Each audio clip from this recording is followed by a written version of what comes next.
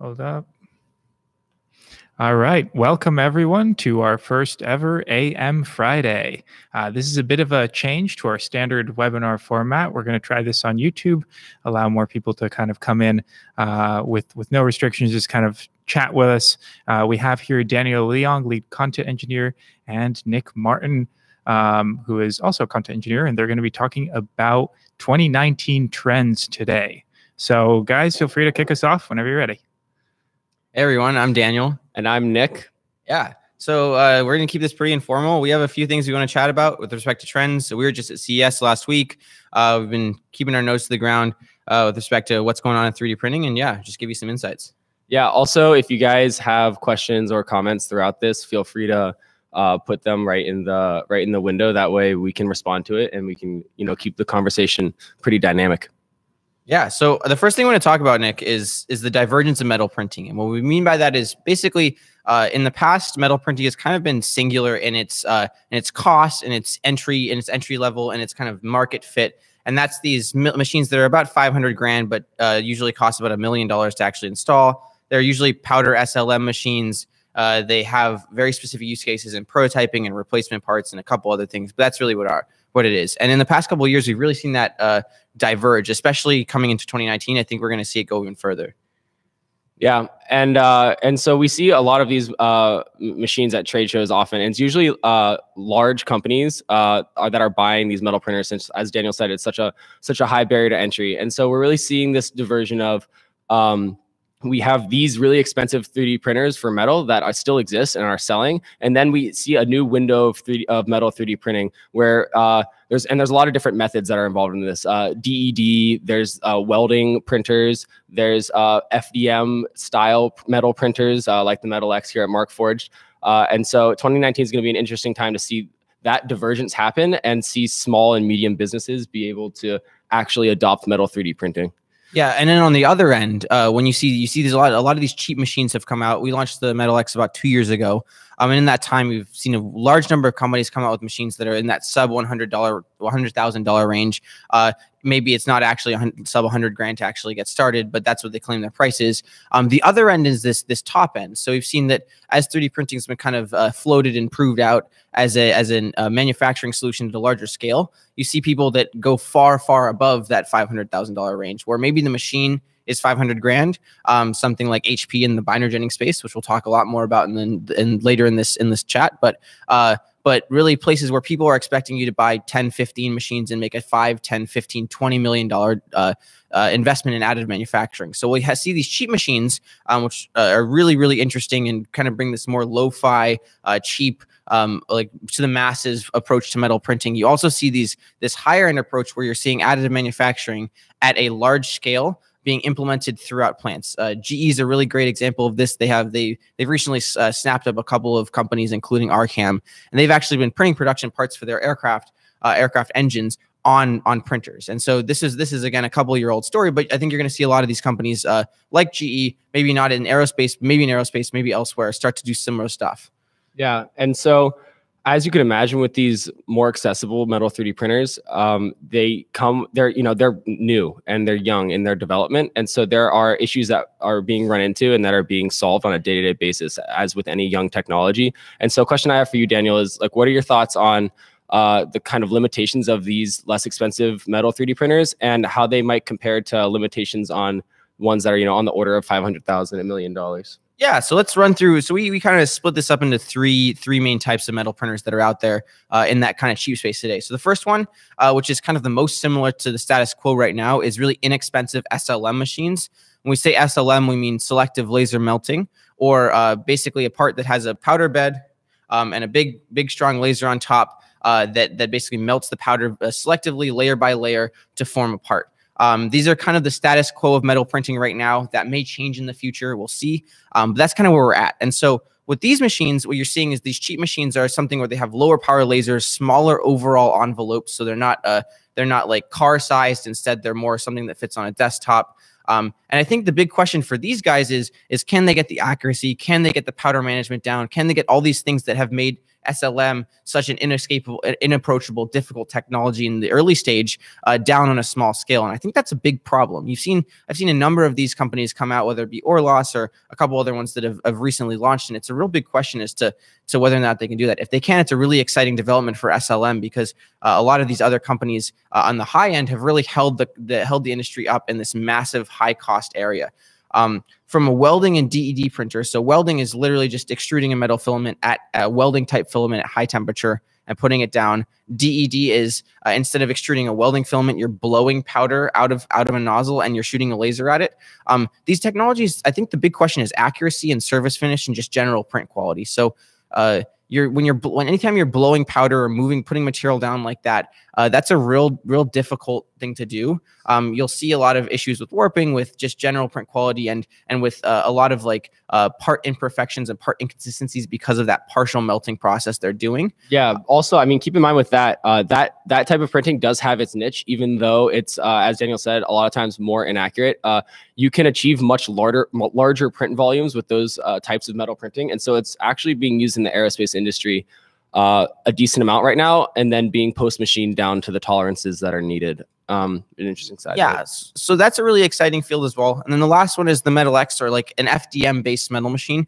The big question with that, I think, for me, is less in the printing sphere and more in the sintering sphere. So if you look at sintering and the MIM process as a whole, the metal injection molding process of which the material is based, it was originally intended for very small parts. So we're talking things like an iPhone connector, like something of that size, where the part's so small that you can print a solid part easily. As maybe some of you know and some of you don't know, one of the big constraints is that when you have to wash or debind a part, so dissolve the polymer that you print with, that takes time. And so as a result, we print with open cell infill.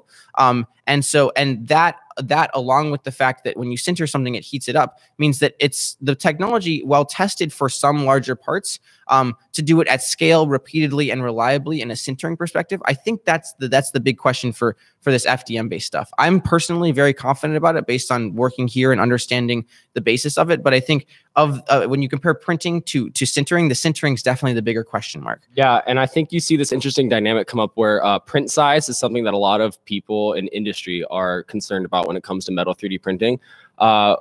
Some people, if they're trying to even replace cast parts with metal 3D printed parts, right now in the space in general, it's kind of unrealistic because you're talking parts that could be, a couple feet in each dimension. And so that's why these more expensive SLM machines that run at like $1 million that can afford to have multiple lasers in them to have a large print volume in that powder bed is a possibility. Whereas these less expensive SLM printers that Daniel brought up, to make them less, the laser is one of the most expensive parts of those printers. And so you can only have a smaller build volume with a lower power laser and only being able to have one laser system in there. And so it's interesting to see between the technologies, what is limiting that build volume. So on the FDM style side, where with the atom process with our Metal X, it's the sintering is often a limit to the size of the part. Whereas on the SLM side, it's cost is a huge factor, and the laser is a big limiting factor on the size of the part there. So shifting gears a bit from kind of talking about this divergence, we're going to talk based on this divergence and the cheaper metal systems that are now available. One thing I think we're going to see in 2019 and years on is a massive proliferation of metal systems out there by number. The reason being that when these systems were expensive, these companies were selling 40, 50, 60, maybe 100 printers in a year, and that was calling it good. And as these printers get a lot cheaper, you're going to see the numbers of printers sold go from like the hundreds and low thousands into the many thousands. And so when we see that, both in a number of companies out there selling and number of printers out there, I think you're going to see a number of really interesting things happen. What do you think about that, Nick? Yeah, and so I guess to give some statistics on that, in 2016, I think there were about 900 metal 3D printers sold. And then compared to 2017, that number shot up to almost 2,000. And so assuming, if you extrapolate that trend, I don't have numbers for 2018, but we could be seeing in 2019 literally thousands and thousands of metal 3D printers entering industry.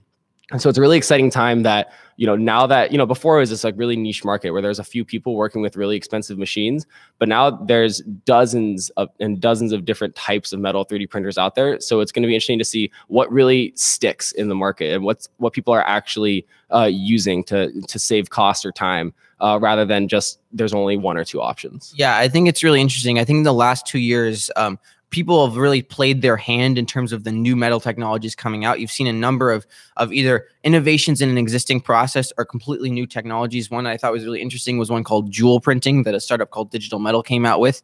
So you're seeing a lot of these technologies that people are saying, oh, it's going to be the future. We say that, of course, about our system because we honestly believe it. But any company that's going to come out with a new technology, something like that, really honestly believes that theirs is going to be the future. And now that everyone's is kind of launched, the shipping of these systems and the evaluation by the masses of customers and engineers and designers out there, I think will really tell which system works best. And I think the amount of uncertainty in that is really exciting for consumers because you really have an opportunity to test one of these systems early on. And who knows if there'll be one technology that rules them all. I personally don't think that's true. I think there'll be a lot of valid technologies, but I think you'll see a lot of different technologies that people have talked a lot about in the last couple of years that have been very exciting, be tested in the next years by actual customers printing parts. And I think that's one of the best things that can happen for the industry. Yeah, and I think that in addition to that, something interesting is, as we mentioned earlier, HP entering the metal 3D printing game with their experience with old-fashioned 2D printing. They're going to introduce a binder jet metal 3D printer into the market, and this is so basically how binder jetting works is it lays powder much like an SLM printer. Thanks, Marco. It lays powder much like an SLM printer and then adds a binding agent to each layer, similar in a way that it would lay ink in a 2D printer. So they're leveraging on their technology that they've championed over the past couple decades, and then inserting that into the 3D printing market. And so I think we'll take. Oh, go ahead. Yeah, and I was going to say it's worth noting that this binder jetting technology is not new by any means. Correct. So, like X1 is a company that's done it in the past from a metal perspective. Interesting company there. But on the plastic side, HP launched their multi-jet fusion thing a couple years ago. And it's done great. If you look at the parts it comes out with, they're super high resolution, they're colored, they have all the advantages that you'd expect from an ink printer, and they're in a plastic space. But so the core of that inkjet to powder technology works, and seeing how it applies to metal is really interesting, especially more than anything because what the holy grail of additive manufacturing or 3D printing, whatever you'd like to call it, in the last 10 years, in the last 20 years, is some way to put it into the scale of manufacturing that could be construed as production grade, as a number of parts per year, per hour, per day that is actually something that you'd produce on a mass scale. And that's something that maybe binder jetting more than anything in the last year has been kind of elevated to be the front runner in that respect. Yeah, and the exciting things, I don't know if the viewers out there have read much about binder jetting technology in general, but it's exciting because the idea of very accurate full density parts that are able to be produced at scale is something that is hoping to be promised through the technology. And it brings up a lot of questions because binder jetted parts are still green when they come out of the printer, meaning they have to be sintered. Which brings up a lot of the same challenges that come with our Metal X system or any FDM style metal printer. Yeah, and so it's a funny thing because the thing that allows binder jetting to be so fast, which is that the printing process itself is extremely low energy. It's not like you're not heating the filament. You're just actually jetting out binder to join metal parts together. That becomes to some degree it's undoing in the later stages. So you see HP especially has talked about how their binder jetting solution is however expensive and it's the future and it can scale. The backside to that is just like our system here on the more filament extrusion side. A binder jet part has to be sintered. It's not a full metal part. So we have 4 questions we wanted to kind of go about, or four big things we want to look at in binder jetting, kind of the hoops it's going to have to jump through to be successful. And the first one that I want Nick to talk about a bit is sintering at scale. So if you're producing a lot of parts, that means you have to sinter a lot of parts. And And we from a sintering perspective know a fair amount, and that's going to be a really interesting thing, right, Nick? Yeah, and so that's a challenge that we're tackling right now. Is if you know about our metal system, our Sinter 1 is out there being shipped right now, and we're soon hoping to ship the Sinter 2. We will be shipping the Sinter 2, and the idea is to be able to sinter parts that are the size of the build volume of our printer. And so sintering large batches of parts is a challenge because you want to keep a uniform temperature within that chamber. You want to have and have parts that come out that aren't warped or dimensionally inaccurate. The binder jetting process is extremely accurate, but then making sure that you can sinter in large batches, keeping the accuracy of all of those individual parts is something that they're definitely going to have to tackle. Yeah, and that comes in from like a QC perspective as well. If you think about automotive manufacturers and less accurate fabrication methods like casting, they cast post machine and then they do inspections on each one. So getting that consistency is something that's really difficult to do. One thing I'll also notice, a binder jetting sintering solution may not be a tube furnace. If you look at how Apple sinters their parts, they do giant walk-in huge furnaces. The reason they're able to do that is twofold. One, their parts are tiny, so the temperature gradient of the part across the part is going to be less. Just by the nature of the part, if you have a part that's real small, the temperature gradient across that surface area volume of the part is going to be smaller. And second, more than anything, it's that they have smaller parts. The parts as volume and weight scale by a cubic factor instead of a linear factor. That really gets difficult on a larger part area. Yeah, and so one thing that's adding on to what you just said, slightly tangential, is one selling point of binder jetting metal. Oftentimes, I was just talking about Daniel about this earlier, is that you don't need supports for the printing process. So because it's there's an entire layer of powder laid and then binder set only on the parts that or only on the areas that you want binded to the next layer, you actually don't need to print supports. But since there's a sintering process involved, presumably with this new HP binder jet printer, when you sinter, the part gets really soft because it's reaching really close to the melting point of that metal. And so when it gets soft, overhangs and these weird cantilever geometries can start to droop, which kills the accuracy even more. Yep. So it's gonna be interesting how they solve that problem with supports within the sintering oven as well. Yep, and I think that's a big thing. So we mentioned over and over again, like the sintering process has previously lent itself towards smaller parts just due to all these constraints. That the fact is metal is heavy and it does all these things when heat up towards the top end of its solid state that just aren't super conducive to accurate parts. So I think we're going to see a lot of interesting stuff. And obviously Nick and I, to a large perspective, are just speculating here, but there are some things that are real big question marks. But the exciting part about the technology as a whole is it's meriting these question marks. It's not something that it's not something that's completely out of left field that is impossible, that you're able to produce parts that work with this technology. And so we'll see how it goes. It's really exciting to look into. Yeah, it looks like we're getting some questions and comments from you guys. So let's look at a couple of these. Brandon's wondering what our opinions are on recent advancements of SLA, DLP, photopolymer materials, and print speeds of those machines. He says that he thinks the technology is going to be important in 2019.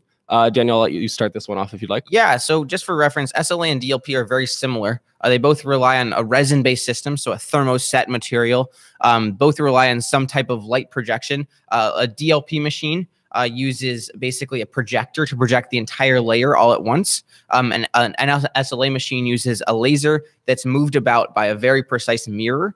So a DLP printer, I don't know if Carbon would call themselves a DLP printer, but they're probably the most famous one that is a subset of that technology. There are a number of other ones. 3D Systems does it a lot as well. Forum Labs is probably the standard bearer in SLA. Those machines they sell a ton of machines. They do a great job from an accuracy perspective. I think that it's going to be really interesting. I think that the speed of these printers has always been impressive. If you look at how fast Carbon prints parts, it's really interesting. I think again, the classic questions when you get to 3D printing more than anything are as much as speed is an issue, is its accuracy and reliability. If you look at mass machining, you can use a 5-axis mill and the part will come out within 1 or 2 thousandths of an inch every time. And so even if it's a little bit slower, it's super reliable, it's super accurate. That's what that kind of machine's been made off of. So if you look at these 3D printing machines, these carbon type machines, these Formlabs type machines, they will get faster. And if you look, I just actually saw a technology that said they were actually using chopped carbon fiber reinforced resin, and that's really interesting as well. So the materials have gotten better. They're getting faster. I think they'll continue kind of pushing into that bottom end of the manufacturing space. Some things I would say are interesting are just the print size, the volume available, the overall part reliability, the part accuracy, and then the last thing that's really, I'll let Nick talk about more, is these things all rely on resin. So when you're looking at, if you look at Formlabs' material suite, it's really interesting because they've done an excellent job at basically creating resins that imitate mechanical properties of plastics and other materials, but they're still resins. So that's a big gap that'll be interesting to get over. I'll let Nick talk about it. Yeah, you actually read my mind. Just as Daniel mentioned, it's going to be interesting to see how resins develop over the next few years. You know, is Formlabs going to take like a material centered approach on this, because high strength 3D printing is becoming, you know, it will become the status quo in 2019 as we've been talking about metal a lot. You know, a lot of companies wanting to use 3D printing for tooling, fixtures, functional prototypes, and parts that actually can take significant loads. And resins it's a lot more challenging to actually make parts, high strength parts with resins. They are coming out with some interesting material properties that are higher strength and more tough. But it's just a matter of like, is it possible for those resin centered materials to actually reach the level of carbon fiber, for example, or a steel printed part, which, you know, will be up for debate, I guess. We'll certainly see. Also, in addition, you mentioned like speed of SLA printing. One thing I find interesting, I like to learn about designing for 3D printing a lot. It's really fascinating to me. And in terms of SLA printing, so in like FFF printing, what limits the speed is often like the surface area of the part, because in FFF printing, the walls are printed slower than the infill.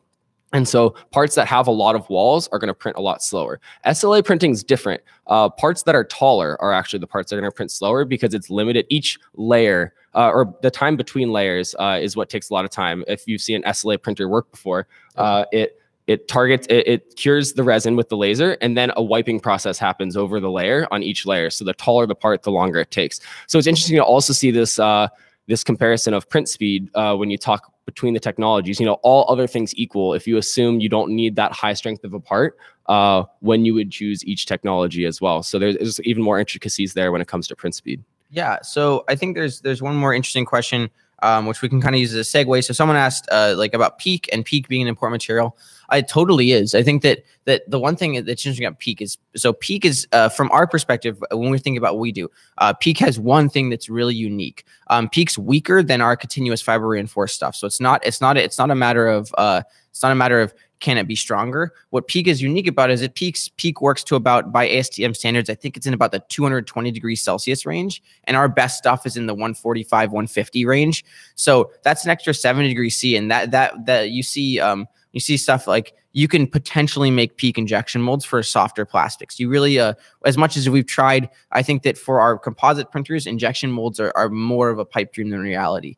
You see thermoset molds or polymer molds all the time, but these injection molds aren't quite there. So PEEK is super important, and I think from our perspective, we'd certainly love to see it involved in how FDM printers are more regular material, but we'll certainly see how that goes. And then the last thing we really wanted to talk about today as a topic was something that we were really excited about. And this kind of comes back for me. I've seen this. I've been in this field for a couple of years now, and a couple of years ago, the notion of using printing for tooling and fixtures, or for the notion of high strength printing and using it in the manufacturing process was really nascent. Like, people didn't believe it. People hadn't really accepted it. And it was kind of like a weird outside process where you had to really convince someone that it was a valuable thing to do. And in going to CES this year and chatting with a lot of customers, potential customers, people would use printing before. The first words out of most people's mouth were, "Oh, we print tools and fixtures with it," or "Oh, we print prototypes that are high strength with it." And so it seems to me, and Nick, please comment more on this, that high strength printing has really become more of the status quo than the cool brother. Yeah. And it's the evolution. If you followed 3D printing over the past even 5 years, it doesn't even have to be much longer than that. The evolution has been extremely apparent. I, back in college, had a 3D printer in my dorm room. It was a MakerBot. And it was like, this is back when like, okay, I like 3D printed like a kazoo on it or something. And like, you could like make these toys that were, you know, not necessarily industrial parts, but, you know, they were fun trinkets that you could do. And that was something that was popular for a very long time, because the idea that you could get a physical object in just, you know, a few hours or a day that you couldn't make before brought like this consumer maker idea to the world. And then that kind of like got boring after a while, because they're like, okay, you know, am I really going to invest money in this printer for my company just to make toys and trinkets? And so this idea of high strength 3D printing is able to bring it to a company, you know, or a large corporation to actually use to save and make money. And so that evolution has been extremely interesting. Now that we're at the point where these parts exist, these high strength parts exist, it's a matter of who's going to drive that cost down and who's going to make the highest quality parts to actually really take hold of those industries. And I think that 2019 is going to be a big time for that, especially in the metal space, as we mentioned. Yeah, and I can only agree. I think when I first started here and I was talking to some of our customers and prospective customers, one of the most common refrains I heard was, "Oh, we bought a MakerBot or a desktop printer of any type in 2013, and we used it, and it was a great machine, and it worked super duper well. And then at some point, we like got super excited and tried something new with it, and we realized it couldn't do that. And so they got excited about the technology, and they found the place where the desktop technology that was kind of the prominent one at the time had its limits. And so the interesting thing is now that so many companies and so many different people have worked on expanding that space, expanding that limit, you see a lot of companies now taking that interest they had 3, 4, 5 years ago and applying it now a lot further than they did before. And for us, that's really exciting, because we really think that a lot of the future of 3D printing is in manufacturing assistance. And so for us, it was really exciting to look at that. I think we have a few questions we want to answer, but overall, thank you so much for listening to us. Listen to us talk. Do you want to talk a little bit about some of the questions? Yeah, Nick? sure. Let me read through these. Oh, this is an interesting question, actually. The most recent one from Alexander.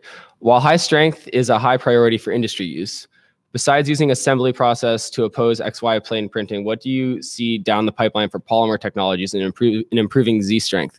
That's a super good question. If you're familiar with our composite 3D printing, Markforged prints in continuous fibers like Kevlar or carbon fiber. And so this gives you excellent strength, as mentioned, in the XY plane, where those fibers can be basically in tension or in bending.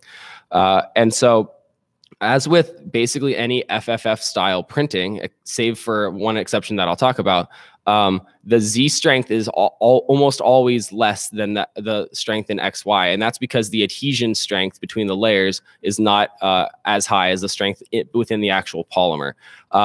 Save for once you get to the metal space. So our Metal X, for example, is similar to an FFF process where it extrudes filament that is then sintered. Between Z layer lines on that, because of the sintering process, that allows you to have essentially isotropic strength throughout the part. And so I think moving towards the metal space is where we'll really see that high strength isotropic strength throughout the parts. Whereas with resins and stuff like that, I've yet to see something that really impresses me on the strength side. I don't know if Daniel has an opinion on it. Yeah, I think if you look at SLA and DLP printers, they're probably a little closer than FDM, just based on the process is a little less heat centric, but they're still imperfect. I think anytime you have a part that's built layer by layer or partially, you're going to get something that's anisotropic. It's just like kind of a nature of the process. I've seen a couple companies out there that have really talked about how they're trying to defeat that.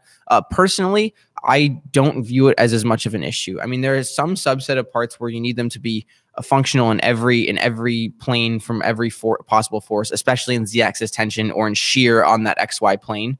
But there aren't that many. And one thing that we do a lot that we focus on is trying to educate customers on how they can get around that. So a good example is if you have our fiber reinforcement in a part and you put that part in compression about that Z-axis, if you're just bolting it down to something, you bolt it down tightly with a washer, then all of a sudden the layer separation problem, even if it's far away from that bolt, becomes actually a bending problem, because you're in addition to separating those layers, you're trying to bend fiber away from itself. So there's a bunch of ways you can go about designing around these things. Obviously, it's not a block of aluminum from that perspective, but it's something you can still get around and work with, and I think still work really well on a machine. Yeah, that's a very good point. And that brings up the idea of, designing for 3D printing. Even as high strength 3D printers have entered the market, they're just another tool that you add to your machine shop, or add to your office. There's this notion that 3D printing is going to take over like the manufacturing industry, whereas like in part, yes, but really it's just like another tool added to your manufacturing tools. And so learning how to design for it, just as you would design for something manufactured on a lathe or a mill, is something that's important. And that these ideas become more clear once you dig even deeper into it. Yeah, I think that's totally true. And I just wanted to address, Raven had been asking a couple questions about upgrades to our printers. We don't talk too much about our roadmap. What I will say is that we focus real hard on expanding the use of our printers as far as we can in terms of the application spaces possible. I think as you noticed, like peak or higher temperature material is probably something that like is a gap in our area. We definitely look at something like that when we're looking at what we're going to do next, how we can expand our space, how we can do something like metal, which also is also a higher temperature material, and figure stuff out there. So well, I don't know rightly, or I wouldn't say if we're doing specific things related to our roadmap. I would definitely look to see that. I would definitely say that most product decisions we make are about expanding our application spaces and allowing our customers to do more interesting things with our printers. So definitely look for that in the future. Yeah, so I think that's all the main questions we had, and we talked through all the things we were excited about.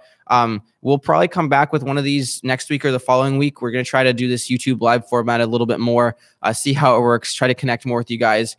So we'll see how it goes. And overall, thank you so much for your time. And hopefully this was helpful for whoever listened. Yeah, thank you guys for joining us. Hopefully we'll have Clyde with us next time, our crash test dummy. He likes to join us on these sorts of things. So. Yeah, if you've seen our previous webinars, we do have a Human X crash test dummy that comes and hangs out with us. Unfortunately, he is being shipped back from Las Vegas. He had a bit too fun of a time there. So yeah, hopefully he'll be in one piece. What happens in Vegas stays in Vegas, Daniel. All right. Well, so thanks so much for your time, guys, and have a great rest of your Friday.